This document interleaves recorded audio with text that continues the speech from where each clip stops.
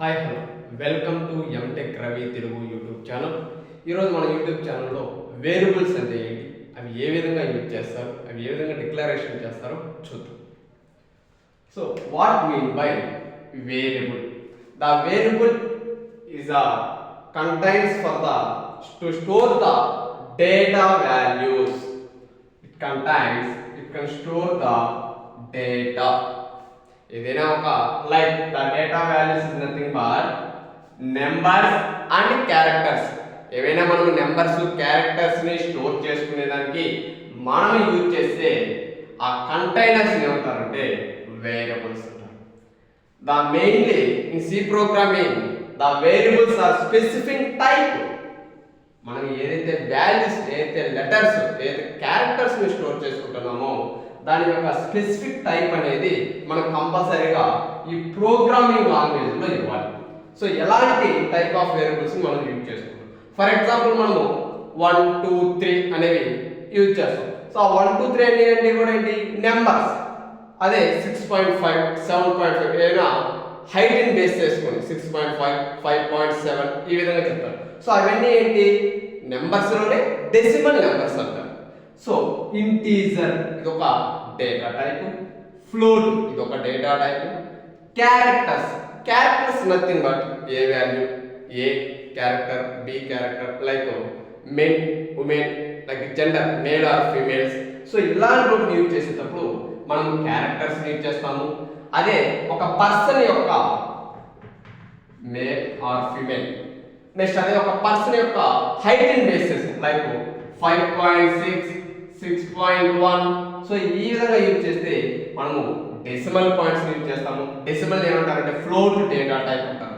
Next అదే విధంగా integer, ఈ యొక్క integers is nothing whole numbers like 23 7 8 293. So ఈ విధంగా మనం యూజ్ చేస్తే నెంబర్స్ ని మనం ఈ యొక్క ఇంటీజర్ డేటా టైప్ తో యూజ్ చేస్తాం.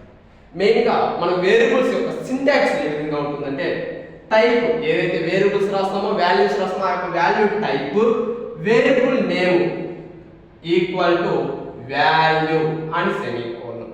ఇది మన యొక్క వేరియబుల్ యొక్క సింటాక్స్ అంటారు. ఫర్ ఎగ్జాంపుల్ ఈ సింటాక్స్ ని బేస్ చేసుకుంటే నేను ఏ విధంగా రాస్తానంటే, ఫర్ ఎగ్జాంపుల్ నా యొక్క హైట్ బేస్ చేసుకుంటే హైట్ అనేది 5.8 అనుకోండి. ఫర్ ఎగ్జాంపుల్ 5.8 ఇది ఒక ఏంటి, డెసిమల్ పాయింట్. సో ఈ డెసిమల్ పాయింట్ అంటే ఏం రాయాలి, ఫ్లోట్ డేటా టైప్ రాయాలి.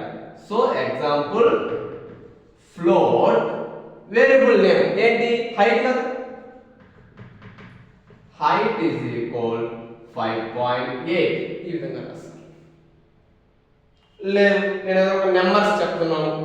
సో నెంబర్స్ యూజ్ చేసినప్పుడు ఏంటి, ఇంట్ ఏదైనా ఒక వాల్యూస్ తీసుకోవచ్చు. a is equal to 10 అన్నాం. యొక్క a అనేది ఏంది, వేరియబుల్ నేమ్. సో 10. అదే gender male or female women's, okay, దాన్ని బేస్ చేసుకుని మనం క్యారెక్టర్స్ అనేది డిక్లరేషన్ చేస్తాం. మెయిన్ గా మనం వేరియబుల్స్ ని యూజ్ చేసేటప్పుడు ఫస్ట్ మనం యూజ్ చేసుకోవాల్సిందంటే డిక్లరేషన్ అండ్ అసైన్. ఈ రెండు మనం గుర్తుపెట్టుకోవాలి. What mean by declaration and what mean by assign?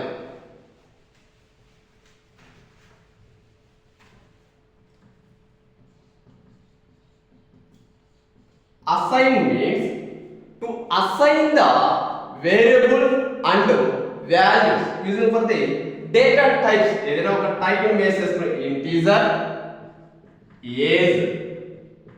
So this is the assignment using for the assign equal to what means, for example 30.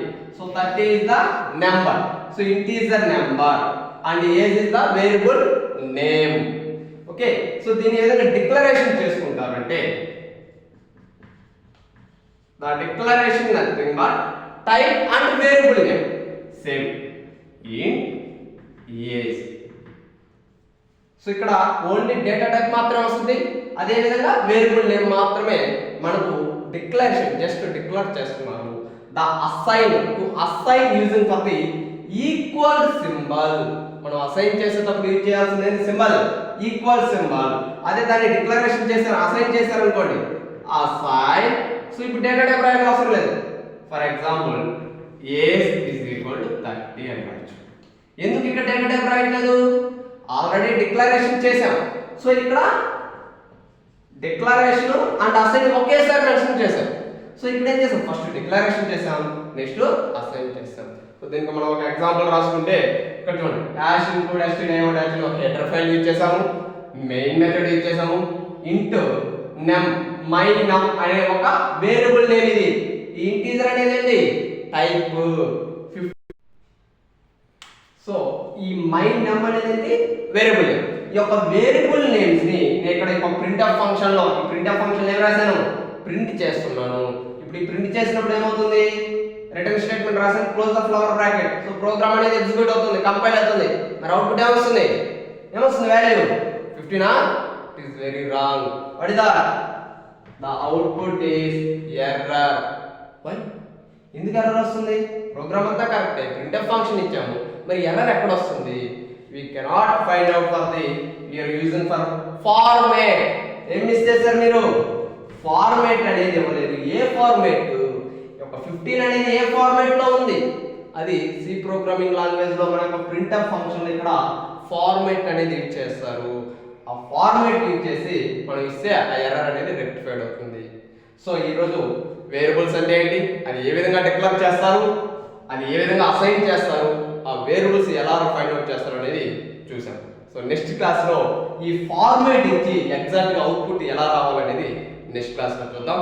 Okay, thank you. Please subscribe to MTech Ravi Telugu YouTube channel.